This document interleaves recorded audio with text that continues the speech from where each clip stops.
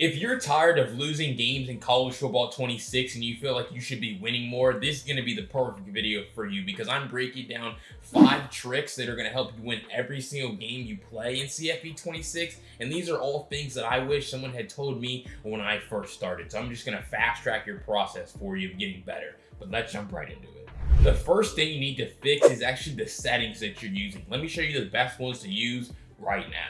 Alright, so we're going to come to our coaching adjustments here on defense. We're going to turn auto flip defense at play on. Alright, if you turn this off, what this is going to do is going to let you flip your play, which some people like being able to do that, but here's the problem. If you guess wrong, so essentially you don't flip with the offense, you see how this is where my slot corner is, and this is where their slot receiver is on the other side, right? This is their slot receiver. So it's like, if you have him on the wrong side, this is going to mess up your whole alignment. Luckily for us, cover 2 is more symmetrical of a defense. But now look at this, right? Where you're probably just going to give up the seam very easily to this receiver right here because you don't have, that's a crazy drop. But because your slot corner isn't on the same side as the slot receiver. So yes, you can flip your play now, but I wouldn't necessarily say that that's the greatest advantage that you have. It honestly hurts you more than it helps you when you have auto flip off. So just leave it on. EA will get it right almost every single time which side your slot corner should be on. Cornerback matchups, you want to make sure that this is actually going to be on balance. All right, defense and motion response, you want to make sure that this is on disabled. All right, and so the reason why this is the case is because similar to what I had just showed you, if they decide to motion, right? So they motion Horton all the way over. This is what could happen to your defense. Now, obviously I have it on disabled, but if it's on default, this guy could follow all the way across the field. And so now there's no cloud flat on the right side. He's still going to be playing that cloud flat, but he's going to be doing it from the left side, which really means if they were to put, their tight end right here on if they were to put Ryan Williams right here on a slot fade route, well, now there's no one out there on the sideline, and that's just an easy possession catch, on the sideline for a huge gain. So really, you don't want to allow that to happen simply because you have defense and motion response on default, and instead you just want to make sure that you disable it. So really, those are the first 3 alignment settings that you want to make sure that you have correct. So on balance, disabled, and then this is something that a lot of people talk about too, close and pinch. I would say that if you want to defend the seam better, then obviously having close and pinch correct, but this is what you need to understand. It's like you could get beat over the top if Ryan Williams, for example, was way faster than, Bray Hubbard, which luckily for us, he's not. He's able to get back there and defend that. But if that was the case, then you would want to move that guy back. If they have really fast receivers like Oregon State versus Ohio State, you want to, back those guys up to help you defend over the top better, while your hooks are going to be dropping to 10 yards already to defend the seam. But those are the best defensive settings you need to fix. Let me show you the offensive one. All right, so as far as offensive settings, this is the one that I kind of want to break down here. Auto base protection. Not enough people understand really what this does. So if you leave this off, this is what can happen to your pass protection. You see how, or actually I'm going to change it because this is what can happen. EA will randomly full slide or half slide your offensive line in one particular direction. And so what you're going to notice is that just leaves a man coming in complete clean at times. Again, not going to happen every single time, but you don't want EA to just randomly, like right here, they are overloading the left side of the offensive line. There's 3 guys on that side, which means that EA screwed you over and said, hey, we're just going to build pass protection in this play to full slide your line the other way. Well, now a guy comes in clean. And so like I said, this is going to happen, and you would have never known about it unless you're looking at your pass protection. So really, if you just decide to turn this onto base protection, now you get a good starting point. Now, you'd still notice how there's a flame icon over the top of Bray Hubbard right here, or the safety that walked down. So that means that if he comes in, if he blitzes, he's going to come in clean. But it's still going to be better than having auto base protection on off, because now I see him come in, and so now I know that I have to get rid of the ball. Now I have the tell, and now I'm able to just speed boost out and score one of the easiest touchdowns I've had all year, simply because I'm starting out at default protection, basically, right? And I can read the flame icons to know who's going to come in clean. A whole lot better than like a defensive lineman coming in clean. clean, right? So we turn base protection on, we see the flame icons, who they're over. So we're just looking for those guys to blitz. Honestly though, with a lot of defenses, those guys aren't gonna blitz. They don't, so now we have plenty of time, and so we're just able to hit that drag underneath. So it's like, the flame icons are gonna tell you, okay, if those guys blitz, those are the guys that are coming in clean. But bottom line, having base protection on to start most plays is going to be a whole lot better for you, because you're not going to have defensive linemen randomly come in clean because you're letting EA kind of set your pass protection for you. So those guys don't blitz, we have time to throw, and if we want to hit that pass, obviously you don't want to throw to an open receiver, but you actually have the opportunity now to block blitzes a whole lot better, because you know more often who's going to be the guy to come in clean. So we throw that pass underneath and pick it up. So bottom line, you don't want to have auto base protection turned off. You always want to be using base or empty, depending on what type of defense you're playing against, and really make sure you're reading those flame icons. But next, I want to show you a glitch route that's going to allow you to score one-play touchdowns over the top against man coverage. Let me introduce you to the slot fade. All right, so what we're going to see right here is this is a cover one defense, all right? And so we're gonna go ahead and get these guys to press us, okay? And so really what you need to understand here is we are going to be using the slot fade route, like I said. So we're gonna put our slot receiver on a slot fade, and so just this alone isn't gonna do a good job. Really what makes this better is instead of having him on a slot fade, you're going to smart route him. So you're gonna press Y, click on him, and then press RB to smart route your slot fade. So now it's gonna look something like this. Also, I would recommend you want to custom stem him up at least 1 or 2 times to get him to run a little bit deeper. And so now you're going to see how deep he's going to run. But you notice how the ball's inside the 50-yard line right here? He's pretty much just going to run out of room. You see how he's going to run over the top? And I'm going to lob that. You're trying to lob the ball to the corner of the end zone. Also understand that this is a longer developing play, especially with this particular route, but it is a glitch route versus calling a shriek against man coverage. So we're gonna go with it again right here. And so that's why I say it's a longer developing play. So you wanna make sure that you still have like your drags and stuff on the field.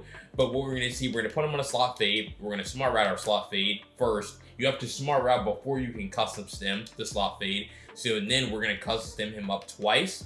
So now it's going to look something like this. Now, obviously, since it's my video, I'm going to spy off the pass rush here, give myself a little bit more time. But if you can get time to throw, you're going to throw the slot fade. If not, you're going to hit the drag underneath. So we're going to take this snap, we're going to watch it, and you're just going to notice how you're just going to try to lob that pass. You see how he's able to get behind him. Now, I mean, we have the 13th pick in the draft throwing to him. I would expect him to be able to hit that pass. But it's like, what we're going to do, we're going to take this snap, and he's going to bump him. And then you see how they're pretty much running step for step right here. But then when he bends the route off is when he's able to create a whole bunch of separation, get over the top. And like I said, you're just trying to lob this pass over the top, over his head of the defender. Because this is why I say you need a lot of room to be able to throw this. Because if we look at this, right, if we just call the slot fade like normal, you notice how this is just not a good route. Like he's literally sitting with it step for step. We try to throw it, it's locked down, right? But when you saw in the last play, when I actually smart route it and then custom stem it up, is really when you're able to, get these guys to move over the top. So we're going to see, we're going to call flood, we're going to slot fade, we're going to smart route, and then we're going to custom stem it up twice. And so now it's going to look something like this. And so now what you're going to notice is he's going to bump, and then we're just going to have time to throw, and now we can just lob that pass over the top. You see how long that ball's in the air, which is why I say you need a whole bunch of room. You want to make sure that you're calling this behind the 50. I would honestly call it, I would like to have like 70 yards to throw this pass, which is what we have right here, because you see how far he threw it. But it's like, okay, they're running step for step, and then when he, boom, right here, puts his foot on the ground, bends it off, now is when you can create all the separation. And then you also, see how this middle third defender has no chance, because you're lobbing this pass to the corner of the end zone, and it's just an easy completion over the top. So having fast receivers helps, but kind of strength on strength here with these Bama guys. And so using the slot fade versus using a non-smart routed slot fade or just a shriek, he's just gonna run this route for the guy. But then when you actually smart route it and then custom stem it up is when he's gonna be able to bend the route over the top and get behind the guy for an easy score. Alright, so if you found those first 2 tips to help you win more games helpful here in College Football 26, make sure you go down below, hit that subscribe button. I give you guys tips and tricks for free just like this every single day to win more games in CFB 26, and you don't want to miss out on any of the content that I have. But if you want all 5 of these tips in written form to always be able to pull up on your phone and reference during gameplay, go to the link down below in the pinned comment to join CFB University, where again, you're going to have all of the access to my written breakdowns for the month of May and beyond. And the best part is it's only $1 your first month. It's really a no-brainer. Check it out today, and let's jump right back into those final 3 tips. Because that next one is going to really be the most important part of defense that so many people miss. You need to get better with quick adjustments so that you're not getting quick snap and you're actually getting your defense set up. Let me show you how to get better with it. All right, so we're gonna come into nickel over. We're gonna call Tampa 2, all right? Really what we're going to pay attention to here is the fact that they're in trips. For example, this is a great example of why quick adjustments are so important. They're gonna be in a 3-by-1 formation. So if you notice, if you call a cover 2 defense, this is going to be an easy one-play touchdown. Either, I mean, they're just gonna have that pass open in the middle, or they're gonna have their pass wide open in the sideline. So we go with it again because our receivers have butterfingers, but you're just going to notice how that pass is going to be a wide open hole shot on the sideline for an easy gain simply because you're in cover 2. That safety, Bray Hubbard, has kind of been caught in no man's land. He can't really guard anything. So if I told you, you can't run cover 2 versus trips, make this a cover 3 defense on the trip side.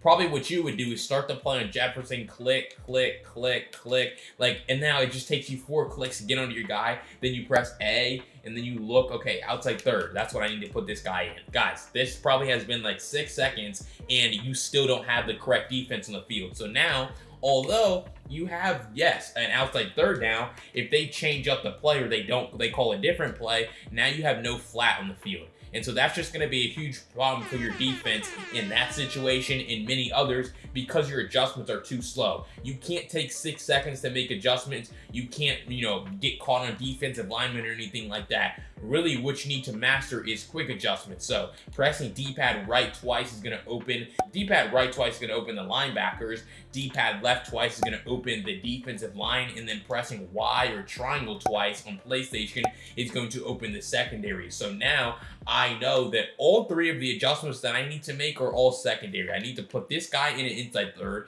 I need to put this guy in a curl flat. And I need to put this guy in an outside third. So what I'm going to do is I'm going to press Y twice, then I'm going to press B, and then I'm going to press left stick up to put him in outside third. Then to put Bray Hubbard in inside third, I'm going to press Y twice, press LB, and then press left stick left to put him in an inside third.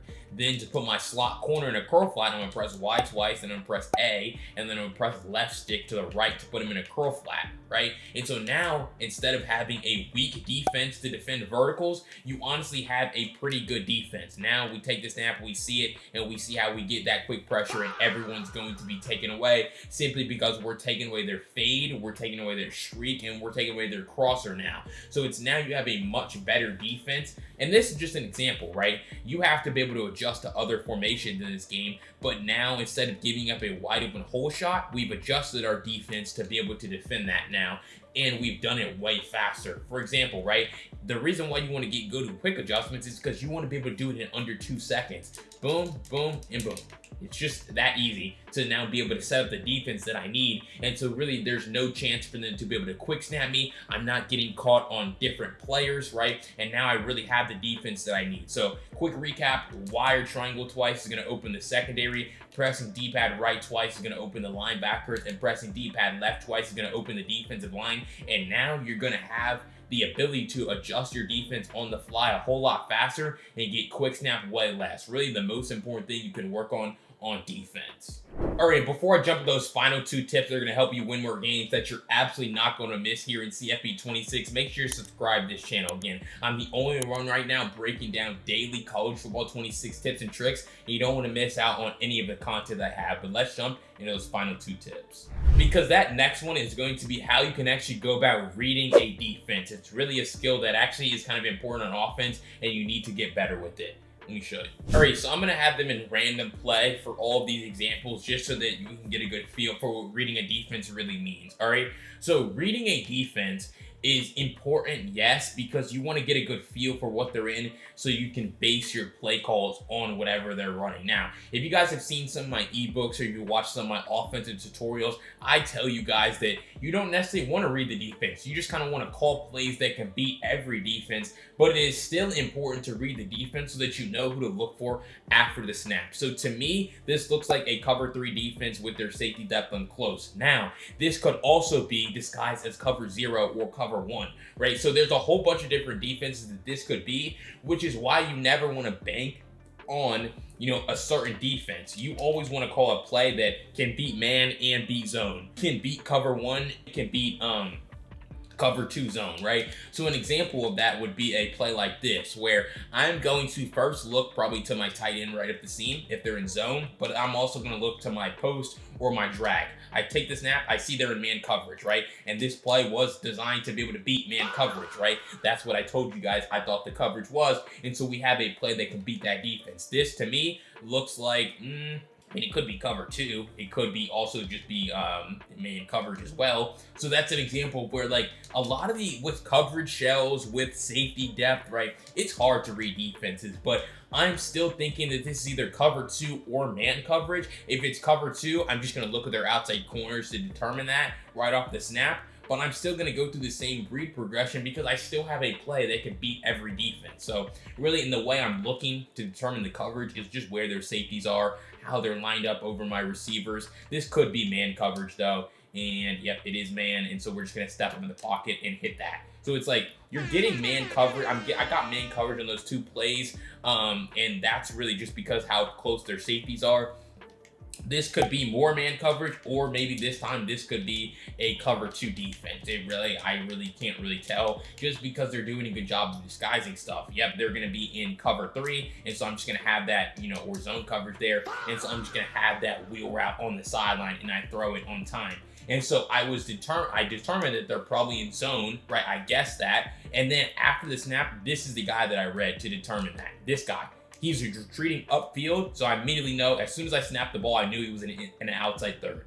So I know he's in an outside third, so I know I have a wheel route on the field that I can just throw, and just because this guy's getting pushed up the field, and so I know I can just run my wheel route right underneath of him. So it's like reading the defense important just so that you know which guys you're kind of looking for after the snap. So this is another example of, I think right here, I actually think they're in man coverage, so yeah, they're going to be in man, and so I know I have that quick outlet there to Jam Miller, and so you're always just going to be trying to speed boost after the catch. So it's like, I feel like I've honestly been reading the defenses pretty well. They're kind of confusing at times what defense they're really in. This honestly just looks like zone coverage, so we're going to take this snap, and no, they're in man. So that's why it's important, like I said, to, if you get it wrong, you still have a play and a route concept that can beat both of them at the same time. This looks like more zone coverage here, so we're just going to call a play. But you can never be too certain, because right here, they're in man, right? So, like, I feel like I'm decent at reading defenses, but it's why I don't really rely on it as much as I used to, because I know how easy it is to just disguise defenses.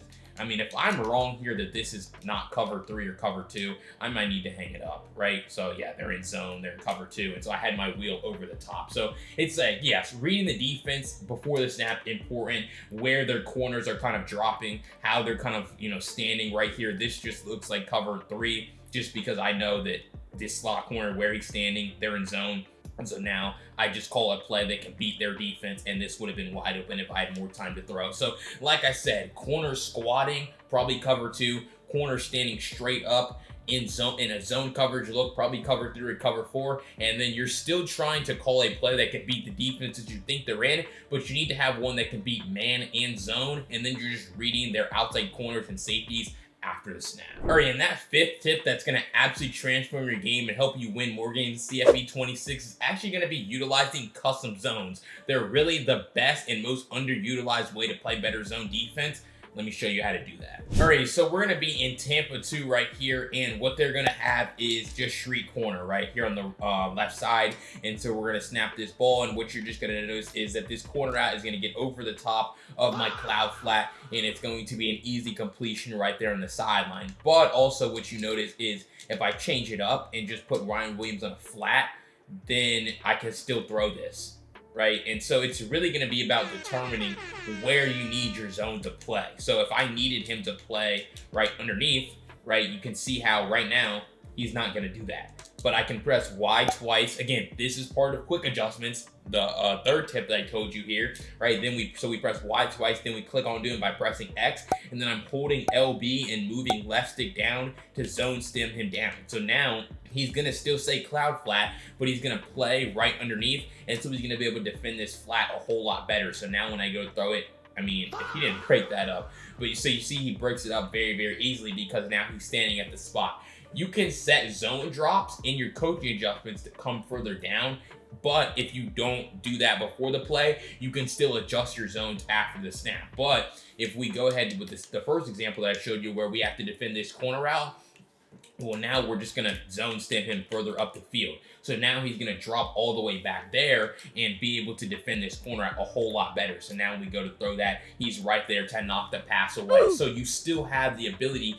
to zone stem and change your zones on the fly if you don't like where they're playing. Certainly shading your coverage up or shading your coverage down can help you out as well. But being able to individually like adjust one certain defender, because you can see on the other side, I don't really need to adjust this guy. He's honestly in a fine position. I don't need to adjust my hook zones. They're in a fine position. I might just want to adjust this guy right here. And so now I do that by zone stemming him up the field, and then I'm able to just knock this pass away. So if I think they're calling a flat, I'm going to zone stem him down. If I think they're calling a corner, I'm going to zone stem him up the field. So really, you know, that's really what you're trying to do here, you know, how you can utilize custom zones, but also understand it's not just, you know, those type of zones. It's not just flats. You can do this for hook zones as well. So let's just say you have this particular play and they call a return route, right? So what you're gonna notice is when they snap the ball, your hooks are just gonna drop way too far back, and then they could easily just throw that return. So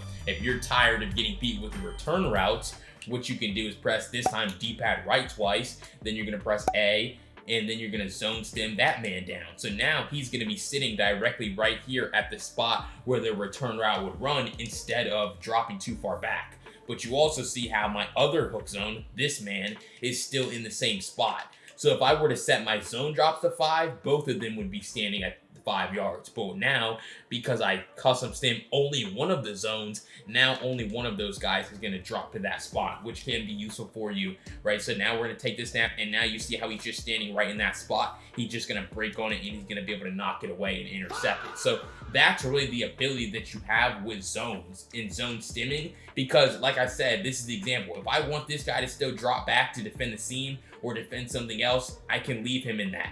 But now I want this guy to actually defend this return route, boom. And so now I have him zone stem to about 5 yards. He's sitting right at the spot. And when they go to throw it, it's just an easy interception. So really, you need to get better with zone stemming and custom zones, because sometimes you're not going to want to use zone drops. Sometimes you're going to get caught off guard if they no huddle, and you need to actually be able to, you know, zone stem defenders. So anyone in the zone, secondary would be Y twice and press the icon LB, and then use the left stick to go up or down.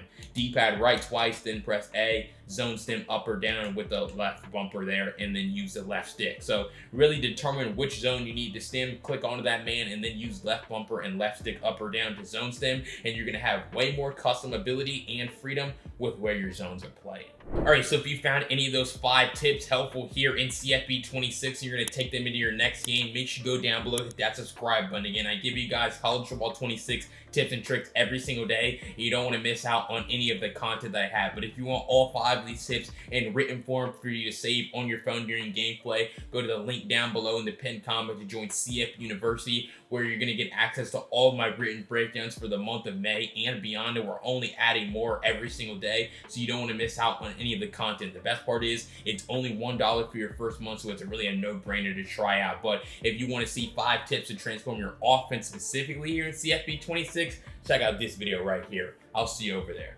Peace.